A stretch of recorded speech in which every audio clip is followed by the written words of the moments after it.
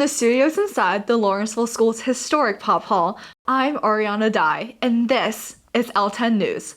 To start off today's episode, features producers Bella Wu, Darshan Chidambaram, Zap Tran, and Caitlin Ju gave us an insight into this year's Harkness Travel trip programs, mainly highlighting 2 excursions over spring break.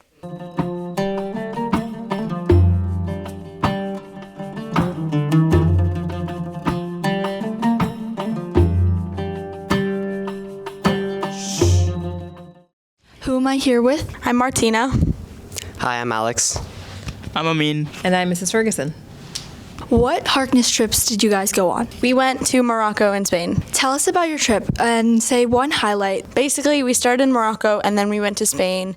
And I would say my highlight was our first day in Morocco. We had Darija lessons, which is basically like Arabic but Morocco style, and cooking lessons, so that was really fun. My highlight was going to Spain and we saw the flamenco show in person. It was a beautiful experience. I think it really was really life-changing, seeing the guitarists play and the flamenco dancers. I think it was just a awesome experience overall. My highlight was the homestay experience. We got to stay with a family, and they had like a really cute son, and we played card games with them, and we fasted with them. Actually, it was pretty cool. So my favorite part is always being with students. Of course, service is important. There's never enough service, but we did get to engage with other local high school students from Spain, and plant trees together was one of our projects, which I loved, and just the opportunity to be in a different place together and see what that was like and how we can engage with the people and geography together out of our comfort zone. All right, thank you guys.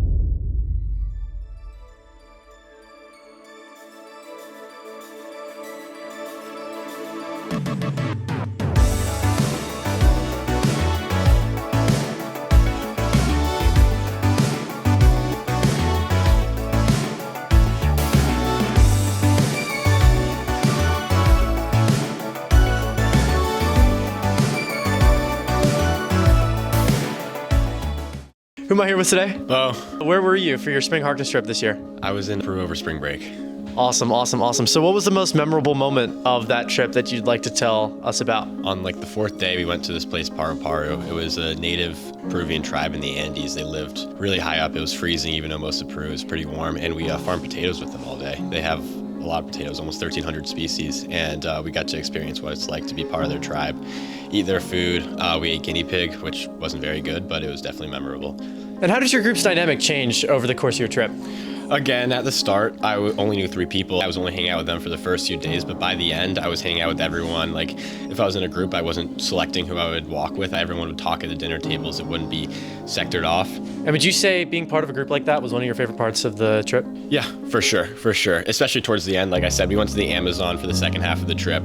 When we were walking around in the rainforest, at the dorms, at the hotel, everyone was together at dinner, together with the teachers even, like Mr. John McMillan. We all started calling him Dr. And Juan. which Harkness trip were you on? I went to Peru.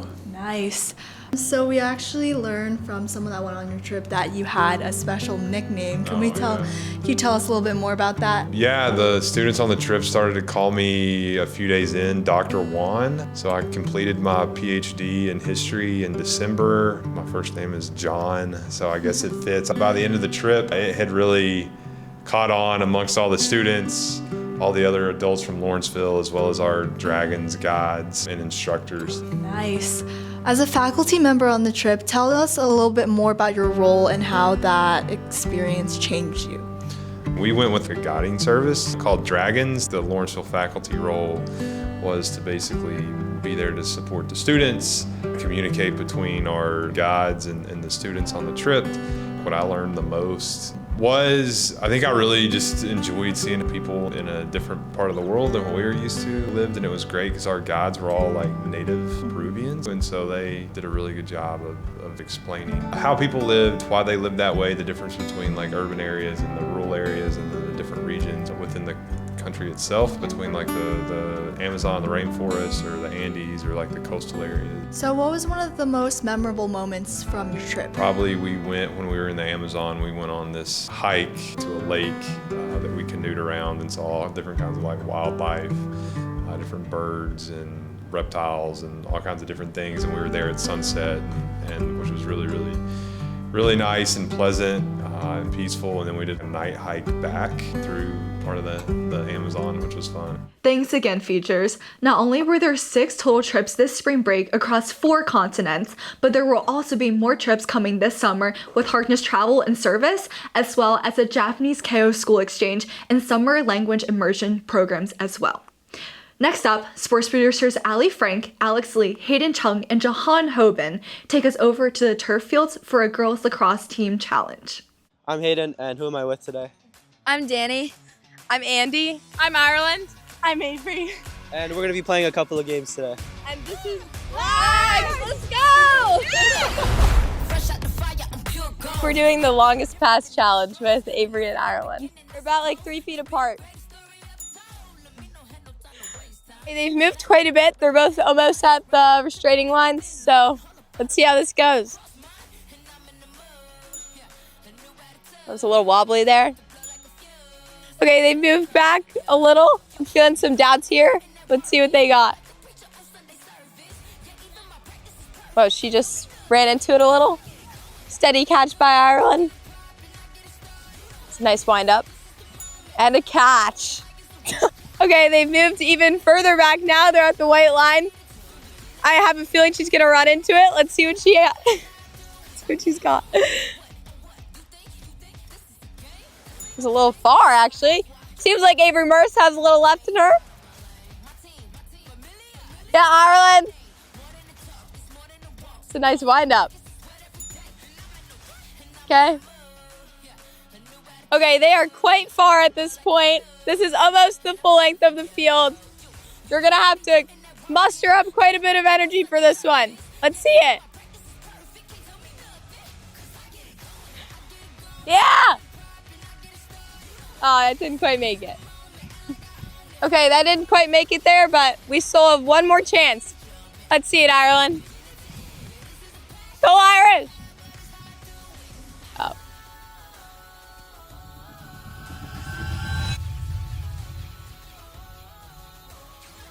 Even though they didn't quite make that last catch, we saw what all of us Laurentians do. We dive for the ball. Okay, now we're going to be doing the crossbar challenge. We'll have them stand at the 12-meter mark and try and hit a pipe, the top pipe. Let's see who can do it. Okay, looks like Merce is going first. Yeah, Webb. I mean, they're both my great friends, but I have a feeling Avery might take it. It's a bit too high. Yeah, Avery. Ooh. Okay, this is Ireland's last chance.